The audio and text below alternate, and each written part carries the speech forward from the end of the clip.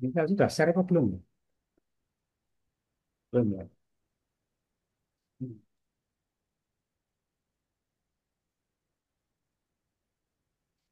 Eh,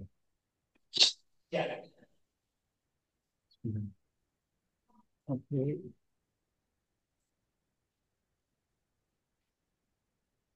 ini mana ini ya kelihatan. Ya, saya akan menampilkannya. Oh, kalau yang nampak ini. Aduh, sebentar, sebentar. Ini gimana ini? Mana ini? Stop.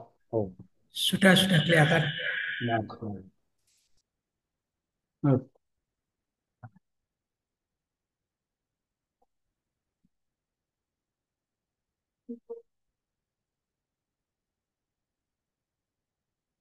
saya mau menampilkannya. Ini yang nampak apa ini?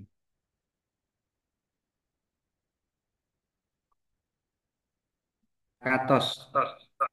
Lakatos. Lakatos. Oke. Melalui ini ya. Lakatos itu, laka itu kalau bahasa Tegal berarti nggak ada. Tos Nggih, itu, benar. tos itu sepakat kan? Ya nggak? Nggih, tapi kalau laka-laka benten, Pak. Laka-laka itu tiada duanya. Nah, berarti lakatos itu tidak ada sepakatnya dengan yang lain. Ya gitu. Ngeleng-ngelengnya begitu saja lah. Nah, dia akan dilatar belakangi oleh Popper dan Thomas Kuhn. Nah, kalau Thomas Kuhn, Popper, fakta empirik itu kan untuk menumbangkan teori. Ya, gitu. Kalau saya contohkan begini, teori bahwa air itu yang mengalir ke bawah karena berdasarkan fakta-fakta empirik seperti itu. Kemudian kalau seseorang melihat air mancur, nah itu fakta juga. Kok kemudian itu digunakan nggak bisa, air nggak mengalir ke bawah. Buktinya ini ada fakta bahwa air itu muncrat ke atas. Kan gitu. Nah, kalau dalam pemikiran Feyerabend bahwa semua itu teori itu boleh, gampangannya bilang begini, Mbok Popper jangan bilang begitu. Jangan ketika melihat fakta yang berbeda dengan teori yang sudah ada, lantas itu digunakan untuk membantah teori.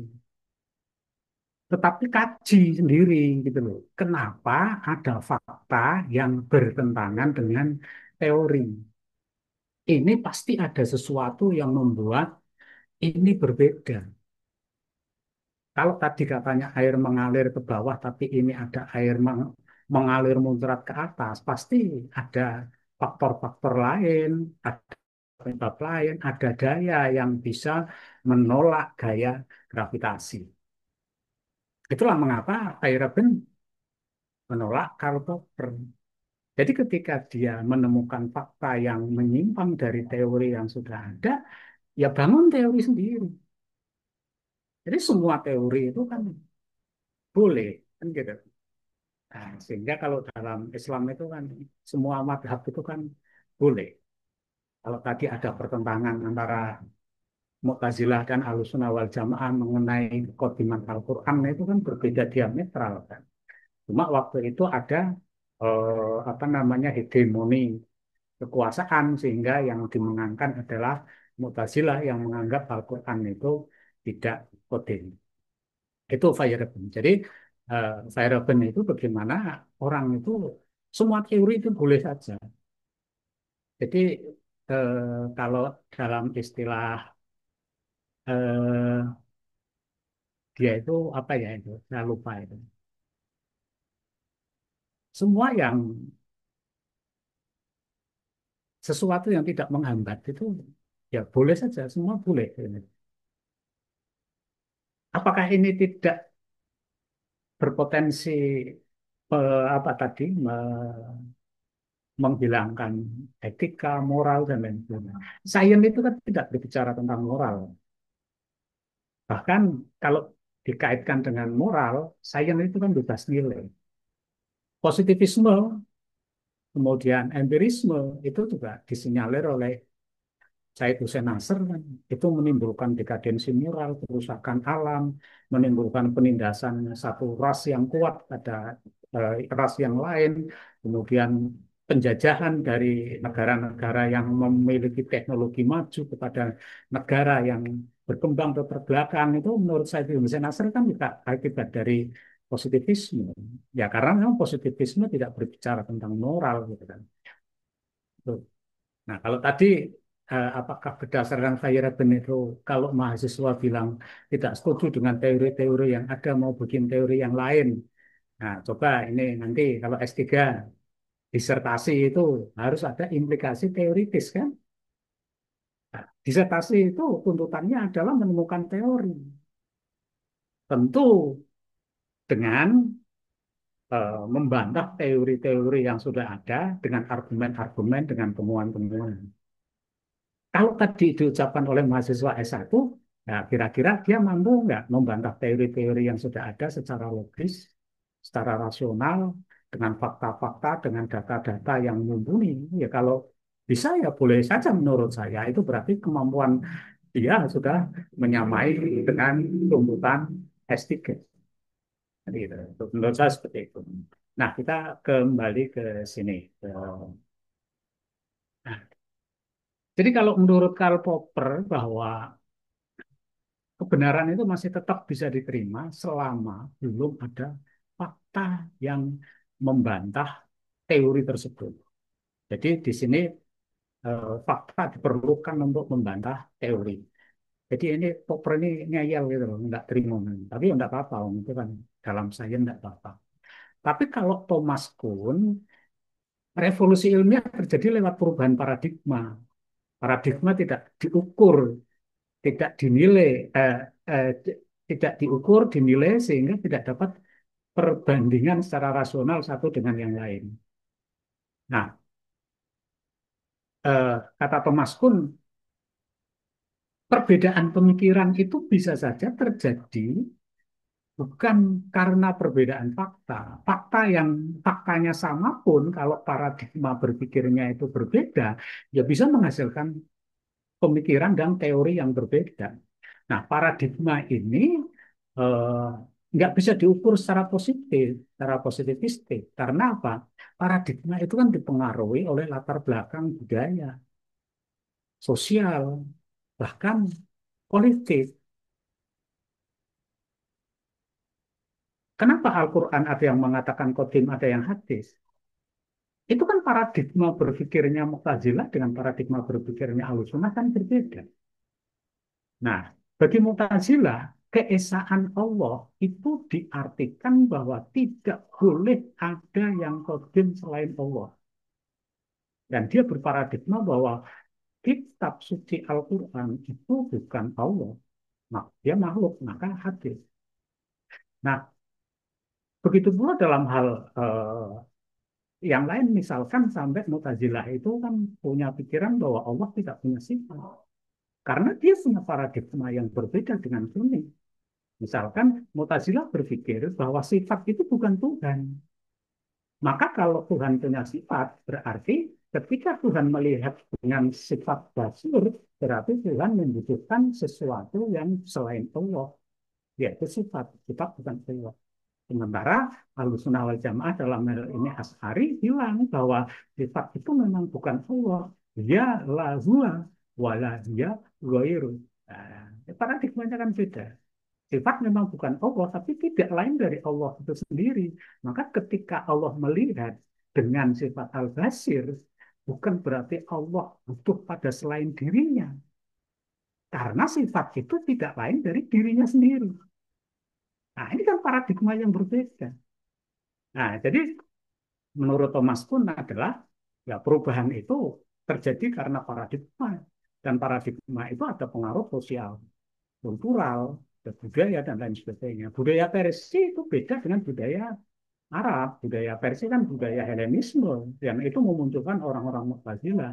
Sementara budaya Arab kan budaya padang pasir yang itu kemudian nanti memunculkan Jabariyah dan lain sebagainya. Nah, ini apa namanya Lakatos tidak sepakat baik dengan Popper maupun Thomas Kuhn. Tetapi dia memberikan solusi.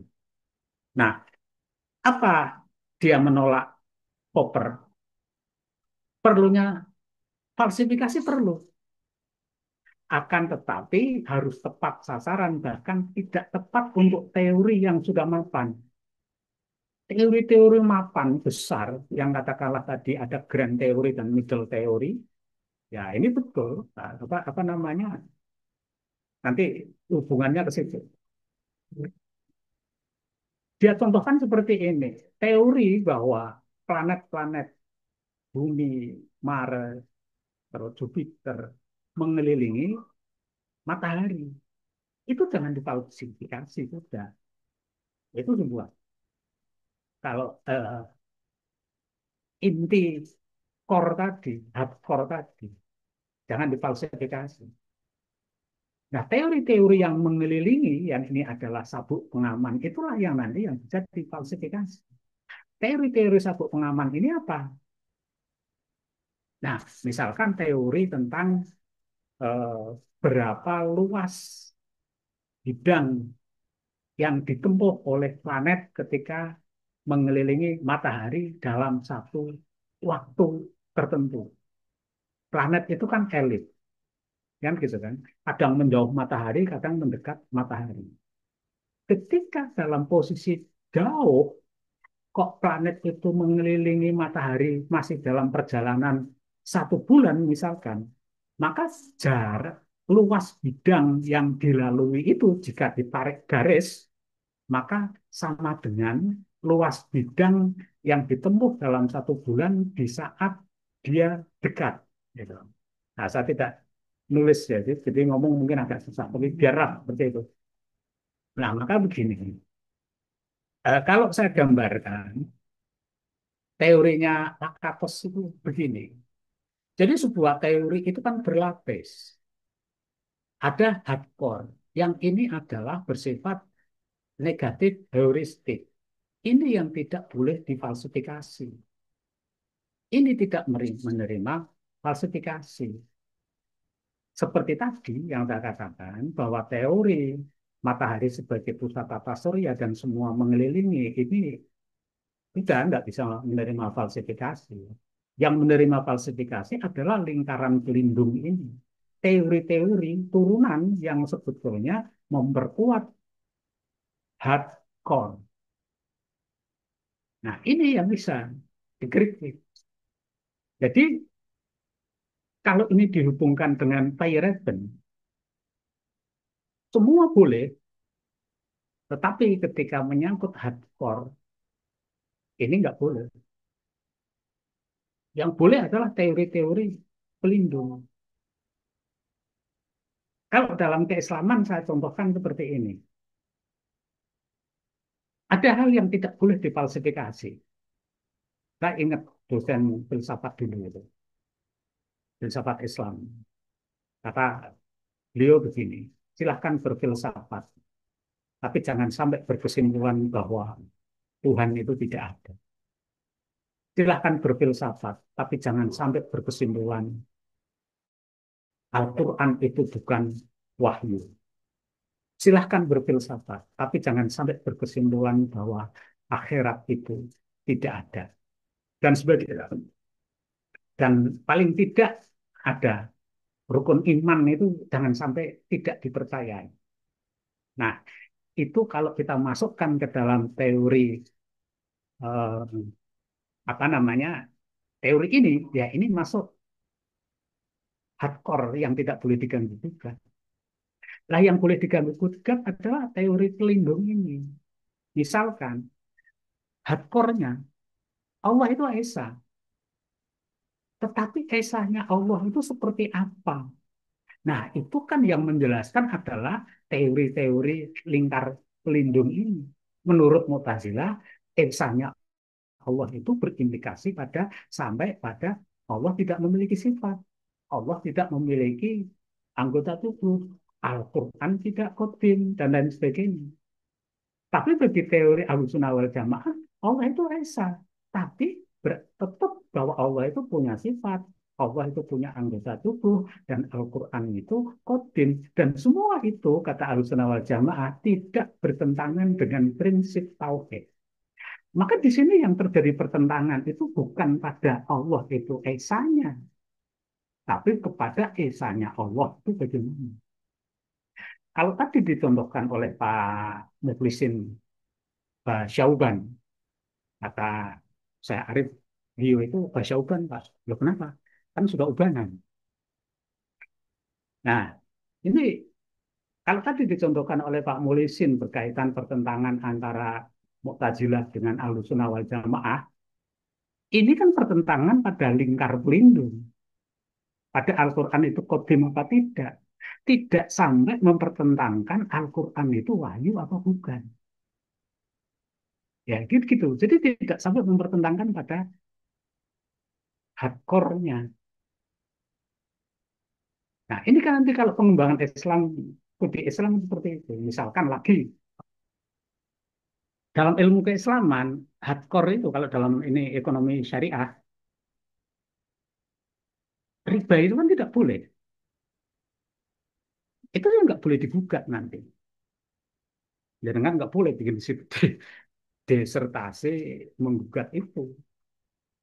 Itu hardcore. Lah, lingkaran pelindungnya apa? Ya teori-teori tentang riba itu apa? Riba itu bagaimana? Bank konvensional itu riba apa tidak? Apakah bank syariah itu betul-betul tidak riba? Ini lingkar pelindung yang tujuannya untuk menjelaskan bahwa riba itu tidak boleh. Tetapi itu tidak bersifat hardcore. Maka dalam konteks Lakatos ini tergantung pada paradigma. Sehingga kalau mau difalsifikasi, maka dalam ranah lingkar pelindung ini boleh difalsifikasi. Jadi ada yang boleh difalsifikasi. Nah, seperti tadi ini kita kembali ke sini bahwa kita dapat membandingkan secara objektif atas hasil-hasil riset kan gitu.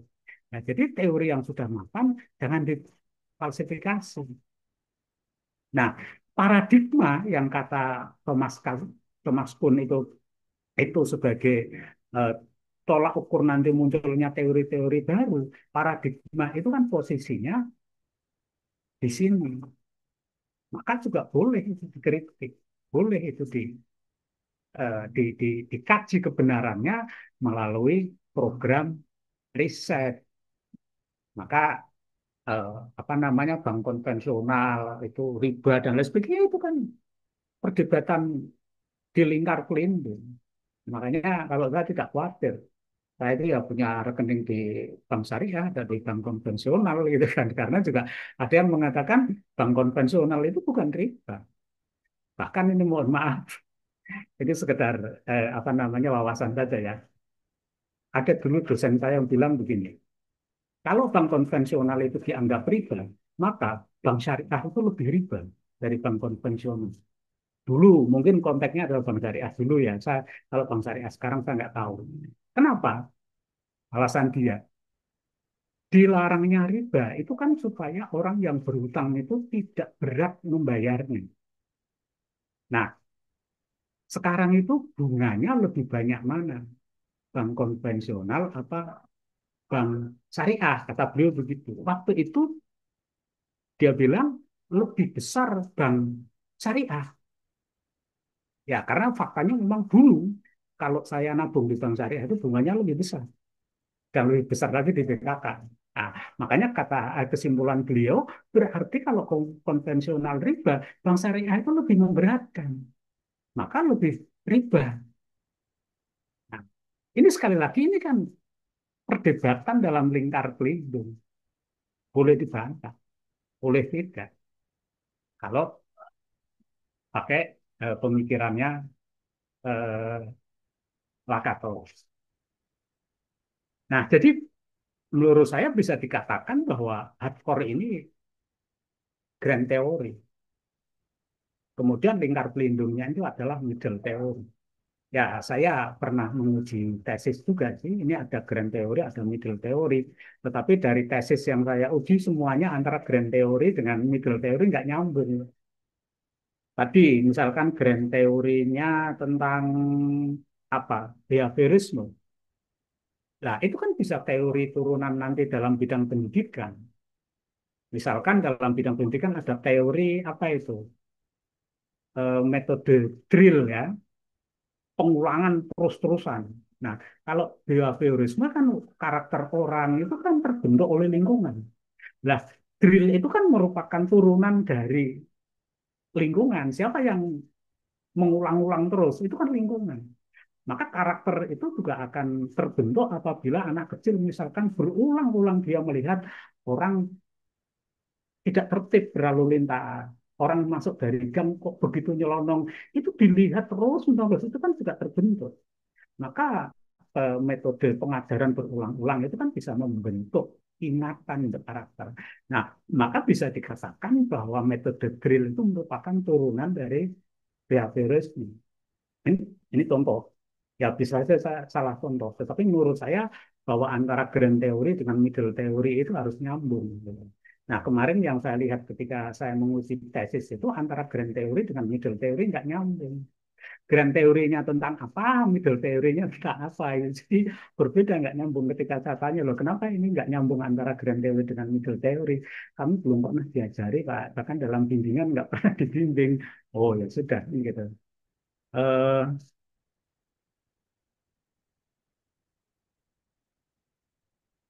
apa yang tadi yang belum ya? Bagaimana ini? Ya itu saya kira variabel itu juga bisa diterapkan dalam dunia akademik Islam. Artinya apa? Bahwa kita boleh apa namanya bermadhab yang berbeda karena kan belum tentu madhab kita paling benar kan. Dalam hal ini saya teringat pada kata-kata satu haknya al-halaj, anal hak, tapi mal haku bal ana hakun. Ini menurut saya pernah nulis itu, ini cocok kita terapkan dalam dunia akademik. Anal hak, itulah yang benar. Jadi ketika kita nulis, ketika kita ngomong sebagai akademisi, harus yakin bahwa pendapat kita itu benar, maka baru ngomong. Kalau belum yakin, jangan ngomong dulu, perkuat dulu literasinya. Tapi diikuti dengan uh, anal hak, mal hakku ana. Aku bukanlah yang paling benar.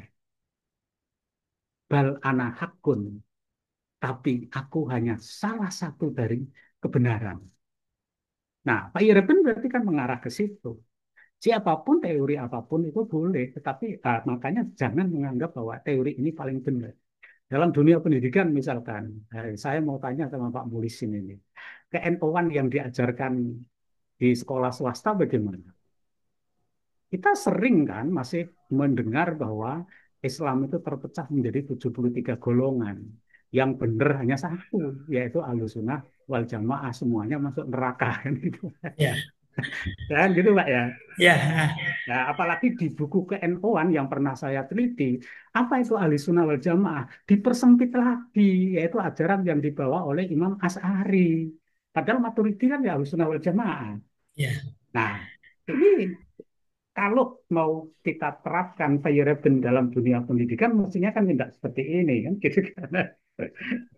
Kemudian itu kalau kalau kita mau bikin apa namanya, ingat pada Lakatos ya tadi, ada hal-hal yang tidak boleh dikritik, ya, tidak boleh diganggu gugat dalam dalam ilmu keislaman, yaitu sesuatu yang sudah qot'i, yang ada landasan teologisnya.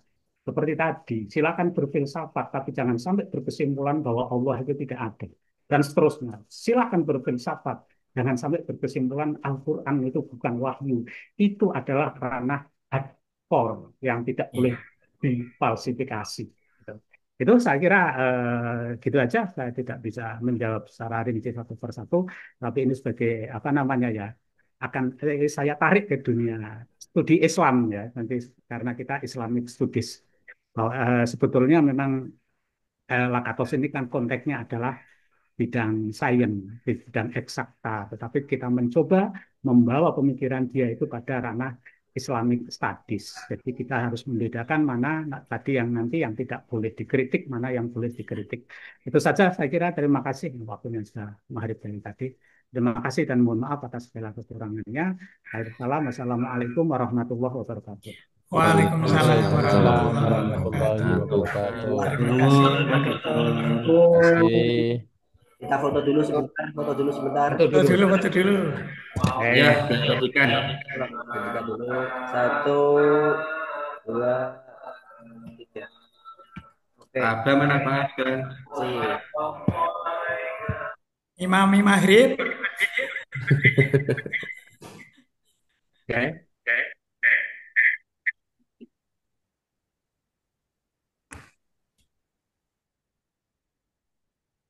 Alhamdulillah. Oke, saya Faktor itu berarti sawabit. Sementara lingkarannya itu mutaghayirat. Ada sawabit, ada mutaghayirat.